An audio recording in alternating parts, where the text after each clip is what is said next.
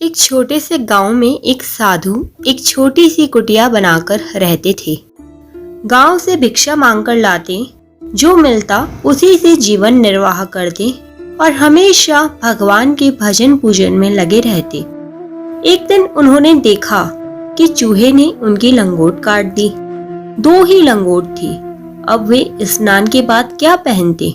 वे गांव के टेलर के पास गए और उसे अपनी लंगोट का हाल सुनाया। टेलर ने दूसरी लंगोट बना दी, किंतु दूसरे दिन फिर चूहे ने लंगोट काट दी। वे फिर टेलर के पास गए।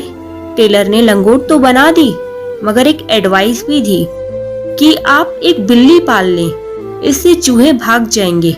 महात्मा जी ने एक बिल्ली पाल ली। बिल्ली के आने से चूहे तो भाग गए, पर बिल्ली के भोजन की समस्या दिखाई दी। बिल्ली को दूध चाहिए। कुछ दिन तो गांव वालों ने दे दिया, पर फिर उन्होंने साधु से कहा, आप दूध के लिए एक गाय पाल लें, इससे बिल्ली को भी दूध मिलेगा और आपको भी दूध मिलेगा। साधु को यह बात ठीक लगी। उन्होंने एक गाय पाल ली। गाय के दूध से बिल्ली और उनका दोनों का काम चलने लगा। अब गाय के लिए चारे की समस्या आ पड़ी। कुछ दिन तक तो गांव वालों ने गाय के लिए चारा दिया। फिर वे साधु से बोले, बाबा जी, मांगकर आप कब तक चारे की व्यवस्था करेंगे? आपकी कुटिया के पास इतनी सारी जमीन पड़ी है, उसी में आप अनाज उगाएं। इससे गाय के चारे के अलावा आपके लिए भी पर्याप्त अनाज हो जाएगा। साधु को भी यह बात उचित लगी। उन्होंने स्वयं के परिश्रम तथा गांव वालों की सहायता से कुटिया के पास फसल बो दी। अच्छी देखभाल से फसल भी अच्छी हुई। अब भूसे तथा अनाज का ढेर लग गया। उनके रखने की समस्या आई तो कुटिया के पास ही 2 और घर बनवा दिए। एक में भूसा रखा गया और दूसरे में अनाज। अनाज रखने के लिए एक मिट्टी की कोठी बनवाई गई। अब साधु जी का अधिकतर समय खेती और गाय तथा बिल्ली की देखरेख करने में ही बीतता।